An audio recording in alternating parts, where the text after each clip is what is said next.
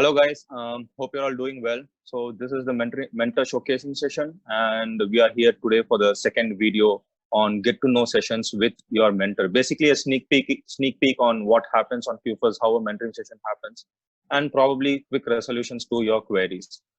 Joining with us today is Mr. Shyam Jandhyala, a chartered accountant who has been in the software development and implementation for 20 plus years.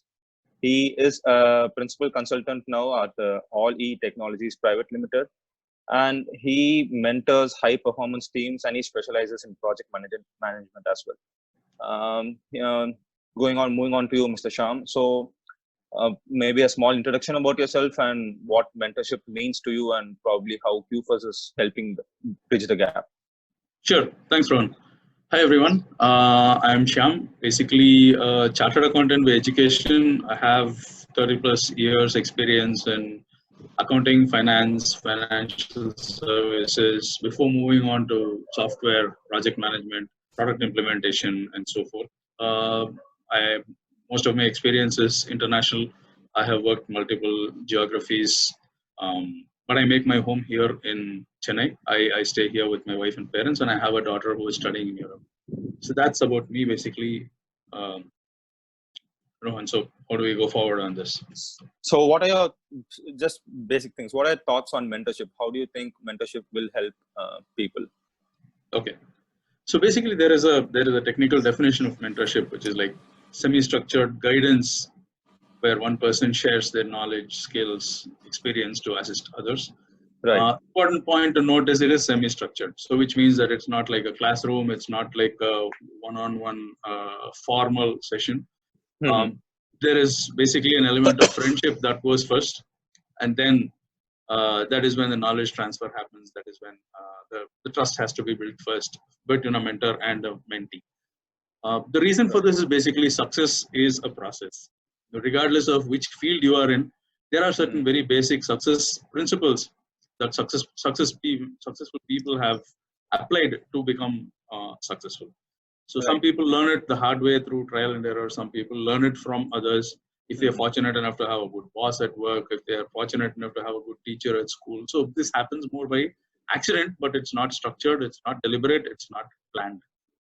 So like they say, so while a mentor may not exactly belong to the field in which you are working, there are still several general principles that apply to being successful, and it's very important to get mentored in those principles because as a person who is trying to achieve something, you are so close to the details, you are very close to the action. So it's very important to have a step back or have someone who is looking at it from a slightly higher altitude, so to say, so that they can give their perspectives to you. No, there are professional mentors who are like coaches. They do it for a fee. It's their livelihood. They do it part-time, full-time.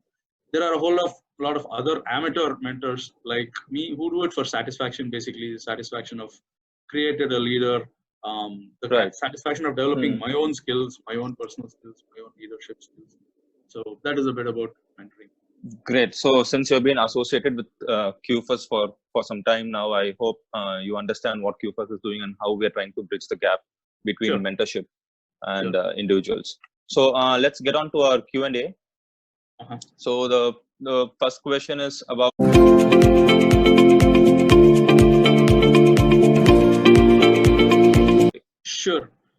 okay, whether you're a startup or whether you're a mature organization, it is not business as usual. I think that's the first thing that we need to face.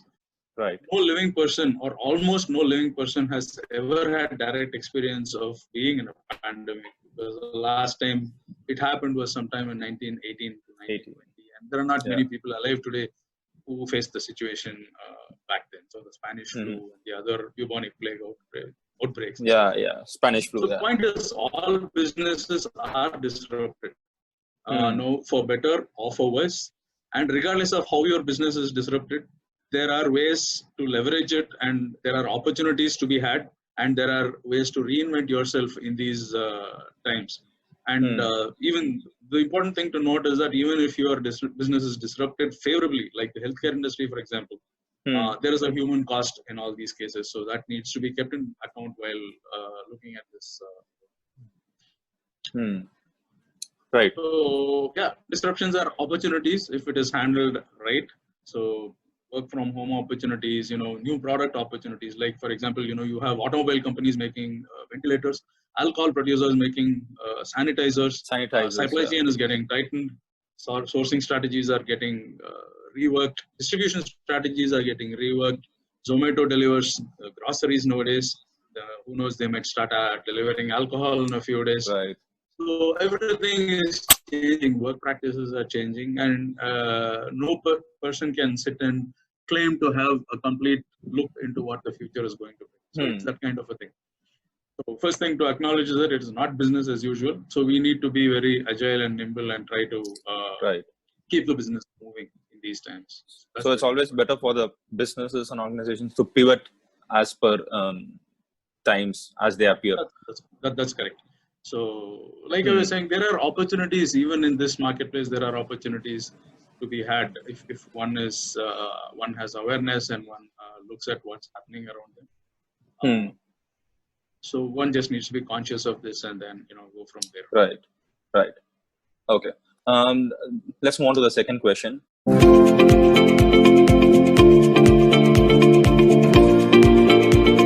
Point here is that people from my industry, the IT industry, are very familiar with working from home because we do calls at night and stuff like that. But there's a whole new set of people who have now started working from home for the first time because of this pandemic. So there is some lessons to be shared there. First is involve everyone in the household. So family support is very required for you to work from home so that they keep your disruptions to the minimum. Right. So reach an understanding. If you have multiple people working from home, say husband, wife, both need to work from home, come to some understanding as far as where each one will sit, where each one will take calls, how not to interfere with each other. That's very important. Yeah. Then separate your workspace from your home space. It's ideal if you can have a corner for yourself where you can actually sit and work, where with minimal disturbance. A good connection, internet connection, and a good conferencing tool like Zoom, for example, or any other is very important because that's basically your eyes and ears to the outside world. And very important from a work point of view is that we need to take extra efforts to communicate with our teams. If we have people reporting into us, if we are in charge of, if we are supervising people, it's very important to stay in touch with them because the personal element is not there because we are not face to face, right? And last and very important point is that there is a leakage of office time into home time and home time into office time. So it's very important to maintain the balance. There are many people who have become workaholics just by working from home. So you should not allow that to happen. And you should also not allow the reverse to happen, like, neglect work and get drawn into family things. So that balance is extremely important. So generally for a person who goes to an office and works, we're talking about 11 to 12 hours. So say 1 hour commute either way plus 8 to 9 hours at the office is 11 to 12 hours gets dedicated, and that's available for you to reimagine, to repurpose and see how you want to optimally use the time. So it's possible to be productive working from home. In fact, I have been very productive in these last 2 months. So it's all a question of how we plan it and how we manage the whole day-to-day tasks. I've also been hearing from many people that people are not even able to manage weekends. Like, since we're working from home, there's nothing called Saturday and Sunday. We're just working on all days. Exactly. So that needs to be managed properly, and the expectation has to be sent that just because you're at home doesn't mean that you're doing nothing. It has to be clearly differentiated both to the customers as well as to our own internal colleagues, teams, as well as to our management. So that is very important. Definitely. So still a 9 to 5 person or a 10 to 6 person or whatever. Just the difference is that you're sitting at home and you're using technology to communicate. That's the only difference. Always good to have a clear communication with the team and with the clients. Absolutely. Yes. Okay. And let's move on to the third question. So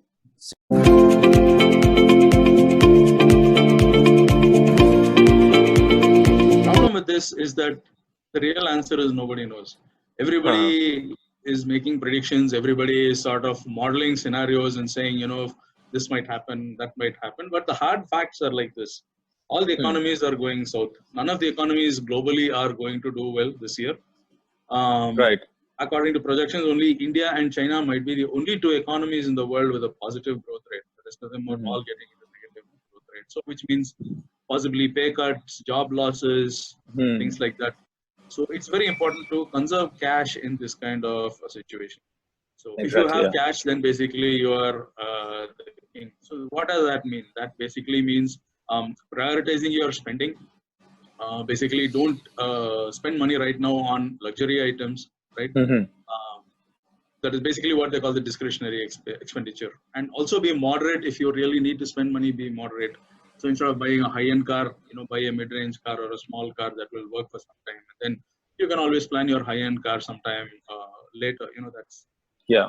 and the other principle is to leverage the cost of your debt. So if you have already got a home mortgage going, if you have a car loan going, and if you borrowed at a relatively high cost, this is an opportunity to actually bring your interest costs down by Yeah. prepaying the loan and availing the new loan at a cheaper rate, because interest rates have fallen and might fall for the foreseeable future as well. Government is going to pump in a lot of money into the system, and it's going to be possible to leverage any kind of loan under a lower interest rate and save the money for yourself. Then from an expenditure point of view, like I said earlier, be very moderate in discretionary expenditure.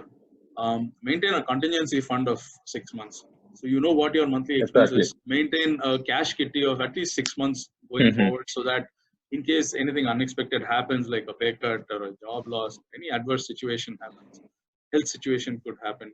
So you have a cushion to work against, and you also have some elbow room, so where you can play around, maybe look for another job, try to start something new, whatever it is. And a couple of other points I wanted to make here was, one, of course, was about health insurance. Make sure that you have adequate Exactly. health cover for you and your family. All health covers do cover COVID-19, so that is not an issue. But please don't be underinsured, because this can simply destroy your complete financial situation. Right. Then, from a macro perspective, please encourage vendors and providers in your neighborhood, right? Not the online giants, but encourage the small vendors around you. Continue to pay your servants even though they're not showing up for work, because they are the real backbone of the Indian economy. If you really look at it, the unorganized sector is the 85% of the Indian economy. So if these guys do well, actually the overall economy will do well, and we will also do well in turn. So, and the long-term outlook, 3 to 5 years, is still optimistic, notwithstanding the pandemic, notwithstanding anything else. So, if you have spare cash, it's a good time to actually invest in some value shares. So, have an equity SIP with mutual funds. There are a lot of people who have exited equity because the markets have crashed. Markets have But crashed. then there are certain valuations which are very attractive right now. So it's a good idea to invest some cash or a modest amount of cash in monthly SIPs and start building a small fund for yourself. And don't go out and liquidate all your shares right now in the market. Now is not a good time to sell unless you are in a financial emergency and you need to liquidate investments. Otherwise, this is not a good time to sell your other investments. From a personal finance perspective, this is a good some pointers basically. Then, if I have a couple of minutes, then there's a couple of other points that I wanted to make as far as this pandemic is concerned. Upskilling is very important. Your job may not be waiting for you at the end of the pandemic, and job roles are getting redefined. This is becoming a very dynamic situation. So always learn something new. So if you have spare time during the pandemic after attending to all your work, invest that in learning. There are a lot of free courses being offered by so many people, so it's always easy to sign up for one of these and start learning. And avoid exposure and socializing. This everyone knows, the government keeps telling us. So you go out unless it's absolutely required. Otherwise, don't do that. Try and lose some weight. Keep up your exercise, or because sitting keep at home, yourself healthy. Basically, you tend to put on weight, and so structure your exercises accordingly. Try and lose some weight. Keep to a routine. Sitting at home, again, you lose track of time, so you don't know what is work time, what is family time. So keep a balance there. Keep to a routine. Right? Try and get back in touch with old friends, family, connect with them. Right? Because this is a good time to do the time and fill time constructively. So basically, the thing is that don't look too much at media. Don't look at this disaster news that is coming on all TV channels. So many people died, so many new cases. It's good to know, because if you are in a containment area, or if you're in a potential containment situation, it's good to keep in touch with that. But beyond that, don't fill your mind simply with negative news. It can affect you very adversely when you in your work, in your daily interactions. It can generally make you depressed, and it pulls you down as a person, and it impacts your productivity very significantly. So there are just a few points that I wanted to make as far as definitely. Yeah, it's what I'm trying to understand. It's more of want than need. So right, from financial perspective, it's more of what you want, correct, what you need at the moment, and don't go avoid towards the want. extravagant expenditures right now. Just focus on what you want and focus on the minimums.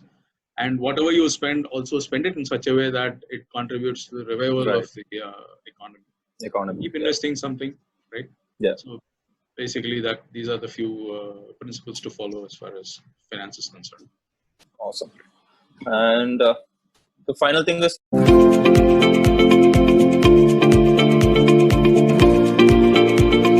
on personal finance, actually, there is any number of very good videos on YouTube that have advice about how to invest and how to spend during the pandemic time and during the time when the economy is going down. Yeah, you have the old classical personal finance books like Rich Dad, Poor Dad, How to Influence Money. So they are good for basic learning, but for something that's very specific to these times that we are living in, I think the literature that is being put out by various investment companies, you have these brokerage companies like ICICI, Axis, Sharekhan. All these guys have research departments that are coming out with excellent material on what to do and what not to do in these times.